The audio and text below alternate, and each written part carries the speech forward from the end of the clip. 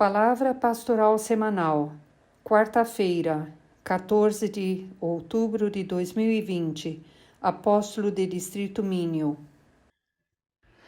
Minhas amadas irmãs e irmãos no Senhor, é uma profunda alegria no coração poder compartilhar convosco a palavra pastoral semanal. Hoje, em particular, temos um tema especial, que é o hino cristológico, que está incluso na carta do apóstolo Paulo aos Filipenses. Especificamente, tomaremos uma parte desse hino cristológico que está no capítulo 2, dos versículos 6 a 8, que dizem o seguinte: Ele, que sendo em forma de Deus, não teve por usurpação ser igual a Deus, mas aniquilou-se a si mesmo, tomando a forma de servo, fazendo-se semelhante aos homens, e achado na forma de homem, humilhou-se a si mesmo, sendo obediente até a morte e morte de cruz. Este hino cristológico, do qual falamos, provavelmente foi um texto já conhecido na congregação cristã no princípio, antes que o apóstolo Paulo escrevesse sua carta. Nesses versículos 6 a 8 que lemos, descreve-se como o Filho de Deus vai desde a glória divina ao mundo humano. E nos versículos 9 a 11, anuncia-se a exaltação de Cristo. Eu vos convido, depois, se tiverem o tempo e o desejo em casa, que possam lê-lo por completo. Talvez também os versículos 5 a 11, para que possam desfrutá-lo. Mas hoje nos deteremos na parte quando Cristo deixa a condição divina e então se encarna como o Filho de Deus na condição humana. Quando vamos percorrendo o que diz o texto, começa dizendo que ele tinha a forma de Deus, que era igual a Deus, e não se deteve nisso, não se agarrou à glória, não se agarrou à divina onipotência, não se agarrou à onisciência, mas renuncia a tudo isso e se transforma ao nível humano. Ele se despoja de todos os privilégios divinos e o faz por livre vontade, por amor. Sair da esfera celestial e ir ao âmbito do homem, entrando na história do homem, é uma posição que não é, de nenhuma maneira, egoísta, mas sim, pelo contrário, uma posição de amor plena pelo homem, porque ele diz, no texto que lemos, que toma a forma de servo, forma de escravo, e o conceito forma de servo se opõe totalmente do conceito ou forma de Deus, no início do texto. Sabemos como ele viveu. Viveu de uma forma totalmente simples, com limitações, a tal ponto que sabemos que nasceu em um presépio. Seu crescimento é em um povoado. O desenvolvimento da sua vida sempre foi, entre aspas, desconhecido, porque ele veio para servir. Ele foi feito semelhante aos homens. E talvez poderíamos nos perguntar aqui, por que Deus então se encarna em Cristo e transita sobre esta terra? Qual é o sentido? O sentido é que Cristo viveu o que nós vivemos. Cristo sofreu o que nós muitas vezes sofremos. Cristo viveu tudo aquilo que qualquer homem pode viver e ainda pior. Em Cristo, nele, podemos nos sentir plenamente compreendidos. Muitas vezes, talvez, não nos sintamos compreendidos por aqueles que nos rodeiam, mas sim é o desejo do nosso Pai que possamos nos sentir compreendidos por Cristo, pois Ele viveu o que nós vivemos. Ele veio à Terra não só para que nós possamos nos sentir compreendidos, mas para que possamos conhecer a Deus. E assim como foi percebido entre os homens como um ser simples, como um homem normal, como o filho de Maria e José, mas com essa simplicidade também teve autoridade para anunciar o Evangelho do Reino de Deus. Ele viveu numa verdadeira condição humana. Tinha fome, tinha sede, estava cansado, com medo, tinha dor. A diferença conosco é que viveu sem pecado. E sendo sem pecado, Cristo é o modelo para nós. É o modelo que queremos tomar em nosso falar. É o modelo que queremos tomar no nosso agir. Que lindo se nos perguntássemos em cada momento no nosso falar ou no nosso agir, Cristo agiria assim? Podemos tomar o exemplo dele. como ele tomava suas decisões. Ele sempre se orientou nas suas decisões segundo a vontade de Deus. Sempre procurou cumprir a vontade de Deus. Que lindo se pudéssemos buscar sempre cumprir a vontade de Deus. Ele sempre ajudava as pessoas que sofriam, as que passavam dificuldades. Um simples exemplo é quando ressuscita ao filho da viúva de Naim. A compaixão que sente por esta mulher, como procura ajudá-la.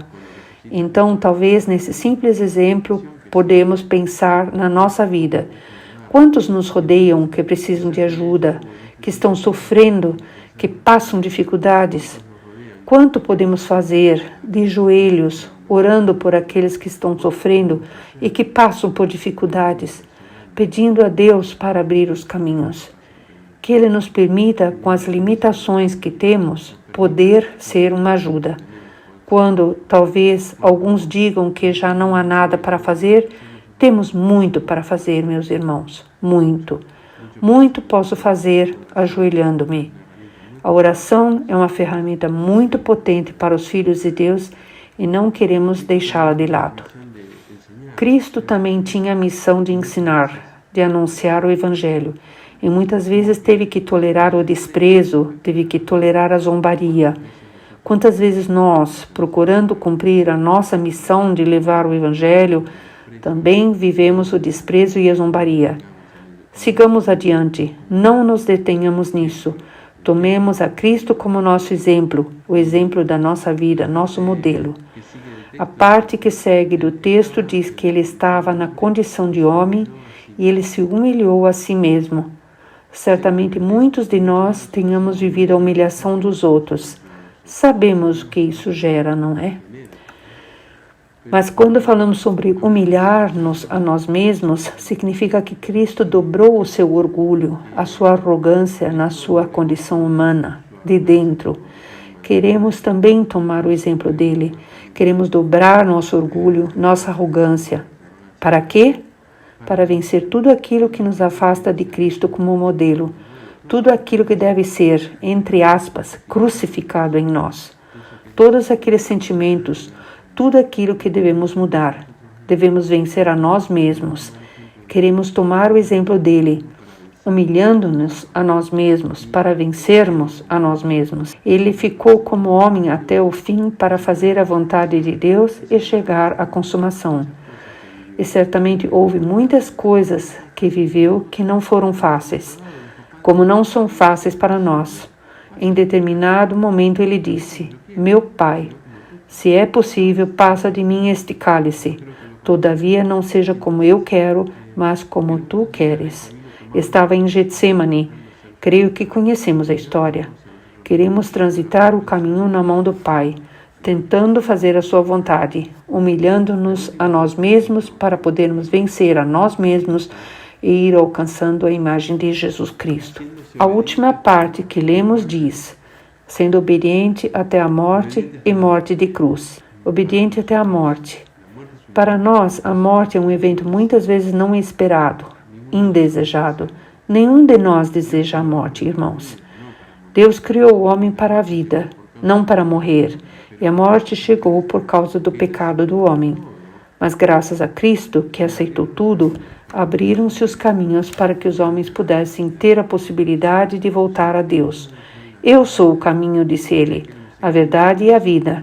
Nele queremos seguir, e não o fez por obrigação, porque em determinado momento no Evangelho de João diz: Eu dou minha vida pelas ovelhas, e ninguém me tira de mim, mas eu de mim mesmo a dou.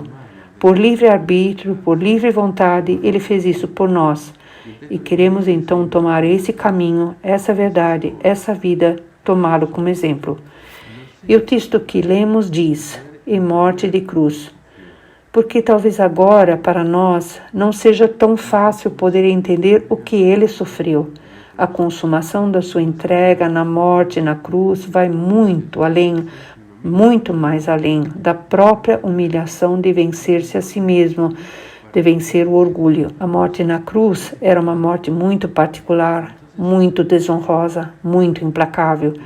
Alguém poderia se perguntar: Por que Deus permitiu isso em Cristo? É o desejo do nosso Pai que possamos reconhecer o sofrimento e a morte de Cristo como expressão da solidariedade de Deus para com todos aqueles que sofrem, todos aqueles que estão por morrer. Que possamos nos sentir compreendidos, amados, conhecidos pelo nosso Pai. Ele quer nos ajudar a transitar este caminho e alcançar a meta que Ele nos prometeu.